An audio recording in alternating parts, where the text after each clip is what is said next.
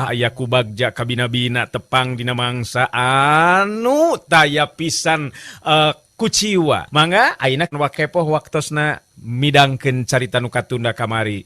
Naraskeun si Rawing. Der, Rawing, urang teraskeun deui kumaha ieu? Brung. Timimiti harita si Rawing dilatih kakuatan jasmani ku Ki Debleng anu memang berat karasana ku si Rawing oge. Tapi manehna teu ngangluh atawa ngarahu sok moal ieu geus diangkat jadi muridna Ki Debleng anu wawasena teh geus ngabandungan atawa geus kabandungan kahebatanana. Tipoe kapoe awak jeung leungeun sarta suku si Rawing katingali beuki ngeusi sabab ngalah keusik jeung angkutan cai mangrupa latihan geusan kakuatan jasmani sakaligus ngalatih tanaga sangkan bedas. Waktu ngaruang dua leungeun semet puhuna karasa ku si Rawing ngan ukur haneut mangsa wanci haneut moyan mah. Ngan nyedek kabeurangnakeun mangrup panas asa tutung tapi lila-lila mah si Rawing jadi biasa ngalakukeun hal sarupa kitu. Dina wanci peuting harita teh si Rawing kakara ogerek duk pisan harita sare di imah panggung anu leutik urut pangajar kana anak mbah wigeuna teh. Harita Ki Debleng terus nyarita ka si Rawing. Mun teu wakamolor si Rawing, lamun beurang mah tadi keur ngalatih kakuatan luar, ayeuna kudu dilatih oge kakuatan jero deuleu. Sabab eueuh hartina sanajan boga tanaga anu bedas jeung jasmani kuat, lamun teu boga kakuatan tanaga lapisan. Nyaho tanaga lapisan? Nyaho Ki, tanaga nu ayana dina jeroan badan dasarna tina cara ku ngatur tata napas, lamun geus kalatih tangtu bisa ngatur eta kakuatan. Halus pinter sia mangeuning goblok. Ngan lain ngatur tata napas wungkul Rawing, dekeun ku sia. Tapi leuwih ti eta kudu dibarengan ku katenangan hati jeung pikiran. Batin kudu jejem museur kana hiji tujuan. Dilakukeunana kudu ayeuna peuting. Nah, make kudu dipeuting Ki. Ngara tenang deuleu. Tebang deuleu ngari peuting mah. Oge hawa anu aya dina jero awak dicoba nahan mampu ngalawan hawa tiris peuting. Sabab awak lain kudu dibuligir euy, ngarti? Kaarti Ki lah, ayeuna ieu teh. Nya ayeuna euy, kawas nu ieu lain mah. Pokona mah lamun ilaing teu nolak kana sagala parentah dewek, dina waktu anu moal lila jadi jago deuleu. Lain jadi jago sih teh. Awas, lain jago kabikang deuleu sia. Nyapu gue atuh yang jadi jago maki sabab jadi jelema nu lemah kalah kadihina geuningan jeung ditanasa komo ayeuna mah kajahatan beuki mowe lamun geus loba atawa geus boga ilmu cara aki mah dibasmi lah jelema-jelema jahat teh kinyaan kuing mah. Wah, untung wakang ngalamun sia deuleu asa boge acan diajar pangarti ti dewek sok ibuligir kencangnya. Diburuan dinuk di leluhur batu. Engke ku dewek dibejaan kumaha carana ngalatih sangkan bisa ngatur-ngatur jeung musulkeun tanaga lapisan. Ayo, sok dinuk nya. Siap dinuk, naon dinuk? Oh, salah sautik bolotor sia dinuk goblok. Sok, dinuknya. Diuk di dia. Si Rawing teu kaleken harita terus nuturkeun guruna. Peuting harita si Rawing dimimitian gesan ngalatih tanaga lapisan teh. Da ari anu gurunya tenu jadi guruna maka pan mul ngalatih teh kitu jeung haok polotot jeung kasar segala rupa. Si Rawing teu kaleken harita terus nuturkeun guruna peuting harita si Rawing dimimitian. Menang 2 bulan meureun kituna teh tapi si Rawing ngarasa aneh. Sabab tacan pernah diajarkeun jurus-jurus ilmu silat sakuma ilahar anu neuleuman ilmu bela diri. Kajurung kurasa penasaran. Dina hiji peuting sanggeusna beres latihan geus harita teh geus ngatur tanaga lapisan, si Rawing ngahaja nanya kan jadi guruna. Geus lila diajar tawa latihan teh Ki, tapi kunaon geuningan can diajarkeun keneh bae jurus-jurus ilmu silatna Ki. Ki Debleng ngaburilang panonna. Si Rawing rasa sentar hatena ningali sorot panon guruna sarupa kitu. Teu lila kadenge Ki Debleng nyarita jelas dari aya nama nyaritana. Rawing, ilaing teu kudu loba tatanya. Sabab dewek leuwih nyaho jeung leuwih ngarti. Dekeun Rawing, ari kudu mah ku dewek dibejakeun lamun maneh can cukup kuat tanaga lapisan oge latihan jasmani jeung tanaga lahir terus diajar jurus ilmu silat Gelo jaminan oge ngarti dewek mah. Sing percaya ka dewek. Sabab naon rupa anu dilakukan ku lain eta mangrupa dasarna deuleu. Lamun dasarna teu kuat naam rupanan goblok oge. Karti. Oh, jadi meureunna kudu geus asa kelalatian nya inya. Nya kitu meureunna teu naon tulah. Ya mah nanyakeun teh panasaran ki, ulah ngambek atuh goblok. Dibabuk euy. Hambura rawing hambura. Lain ngambek ngan dewek mere nyaho. Ayeuna urang ngobrol soal ilmu euy, khususna ilmu silat. Ilaing geus nyaho dadasan nu kuat sangkan jurus-jurus ilmu silat jadi ampuh mangsa ngrubukeun musuh. Pokona mah kudu tenang we sarta leuwih ati-ati eta teh eta henteu ngan ukur ngandalkeun jurus atawa gerak, tapi kudu dibarengan ku akal jeung pikiran kitu lain ki. Atawa anu sajena sangkan bisa ngarubuhkeun musuh, jadi utek oge perlu dipake kitu meureun nya kinya. Bener teh salah rawing. Ngan eta mah dina lebah prakna euy, tapi dina lebah dasar anu kuat mah. Dasar anu kuat nyata lain kudu geus asa kecer. Lain kecer di peureuh, tapi asa kecer teh nyaeta kudu geus kalatih kakuatan lahir jeung batin. Anu akhirna maneh boga dasar ku kuat anu disebut cili, sabat, teguh. Tilu cek. Si Rawing kerung puguacan ngadenge meureun nanti anu jadi bapa nangeunaan ka baru sarupa kitu. Naon teh hartina ki? Da meureun aya hartina len? Ya atuh. Satiap kecap ngandung harti deuleu. Nu disebut celi nyaeta sarupana kana naon kudu rancingas. Yen upama mata heulang ruyuk. Sabab lamun panon cileureun bisa kapilan abar. Jadi mata jeung pikiran teh kudu sajalan rancingus ujung sukutna. Ari nu disebut cepet ki? Rikat teh kitu tawa lain. Benar, cepet ternyata gancang hartina rikat. Rikat dina nyingkahan panarajang oge rikat dina ngalakukeun panarajang. Sabab lamun gerak ilmu silat teu dibarengan ku karikatan tangtu urang nu bakal jadi korban serangan lawan. Ari nu disebut teguh ki kumaha eta? Ari teguh teh ngandung hati jejeg panceg nyata hate. Pikiran jeung perasaan estu teu kaeuntepan ku rasa sieun atawa keeung. Jadi teungeun jeung nudeung nying harupan lawan anu kumaha bae oge. Ulah ditingali jangkung gedena.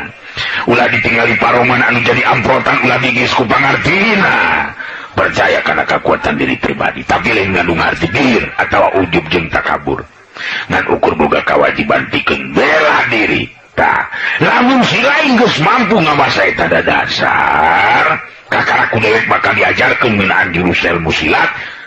Dewek anu disebut sabta hasta braja. Wasana naon teh ki? Bet aneh jeung kakarana denge wing mah.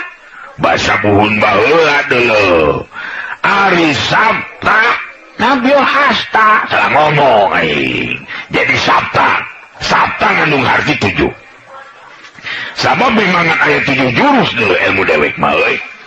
Hasta hartina leungeun. Nyai kokot eta anu disebut berata atau disebut braja nyatana kekuatan. Jadi lamun dihartikeun kalawan jelas mah 7 jurus nu ngagunakeun kekuatan leungeun. Nu matak leungeun dewek hideung lestreng ti siga nu teutung. Lain euy. Lamun mais lele ngeunah meureunan rawing, urang ngalalele yuk. Kawalungan ge ngarah ngeunah gerayu. Ngeunah meureunan rawing euy. Ceki debleng datang deui adatna aneh. Padahal keur ngobrol dari anak keranan. Jig-jig kana lele, si rawing menarik hat ngeunah narik napas kana ati resep ngabandunganana. Tapi kitu na teh si rawing geus apal deui memang kitu meureun adat guruna teh. Nya ki bener lah, mending main sehere ayeuna mah. Tapi ngalalele kieu mah sok dipatil ari peuting mah ki. Dipatil ku lele. Sieun ya, sieun. Ya, nah si lain memakai sieun dipatil lele segala rupa pira dipatil lele. Jeung aing ayu ari keur sieun dipatil lele mah. Lamun mangga sieun kene dipatil lele, can aya kabegung. Nam, ayo naik.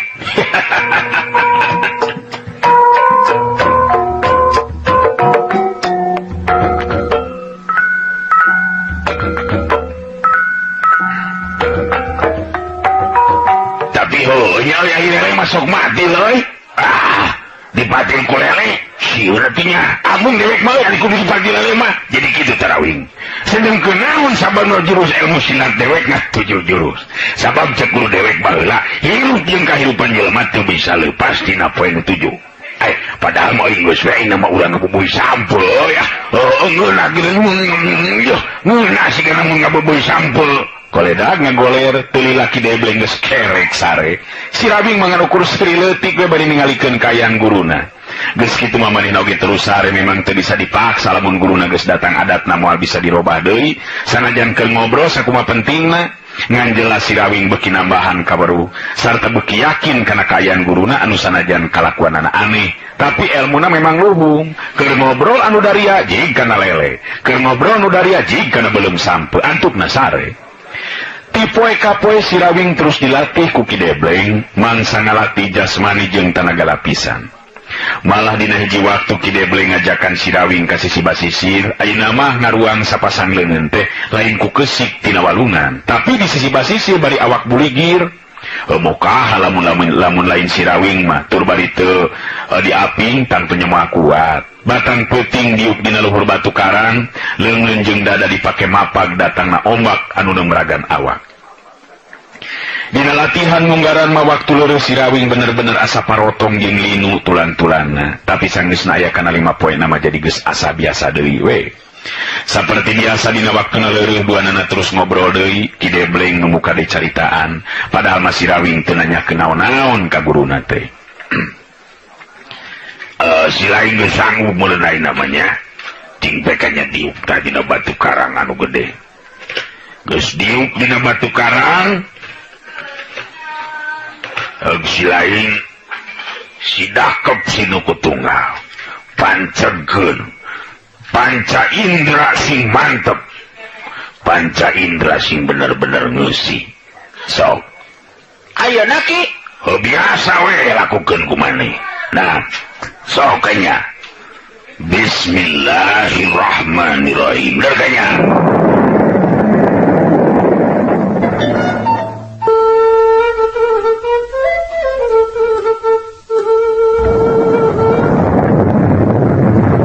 si Rawing dipeuseuh dina cai laut galura laut anu pating jelegur dina mangsa ngaso harita ngobrol di jeung guruna Taina hadeku dewek bakal dibejaan nginaan 7 jurus anu kudung ke diteleman ku ilaing Rawing. Ilmu silat dewek teh disebutna ulin karuhun. Sabab memang ilmu silat buhun anu matak ngerasa oge sabta hasta braja. Kartikus lain.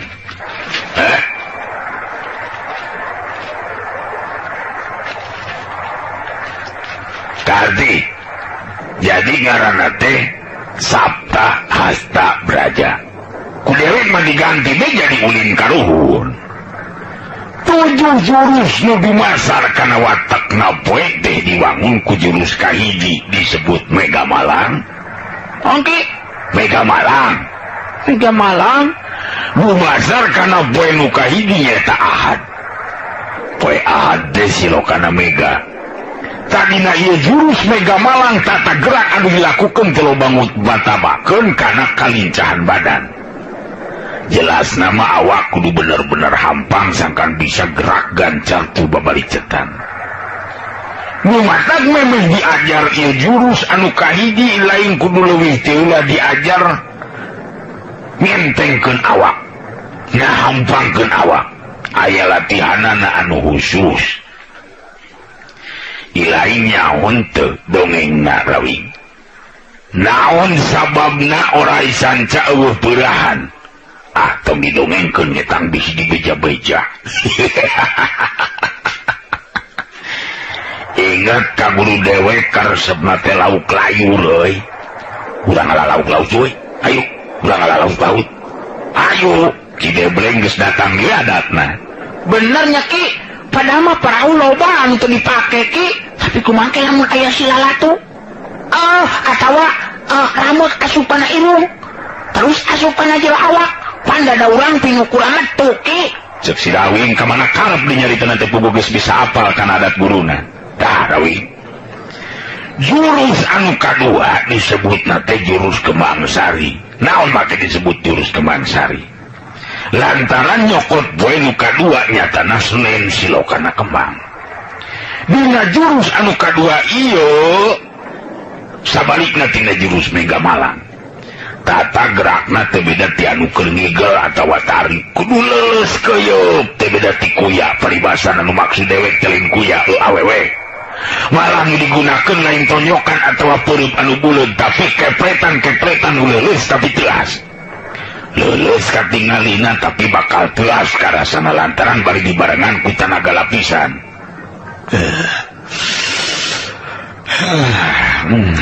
Tuh nu rawing aing mah sarela. Golepak deui teh geleng tengah goler di Sirawing oge geus apa goledah gue ngagoler deui. Kitu jeung kitu we kayan Sirawing dina waktu-waktu harita teh. Beak bulan ganti tahun ti tahun ka tahun deui beuki lila beuki tembong Sirawing tumuwuh jadi lalaki nu boga awak ngeusi tur kuat daya tahanna.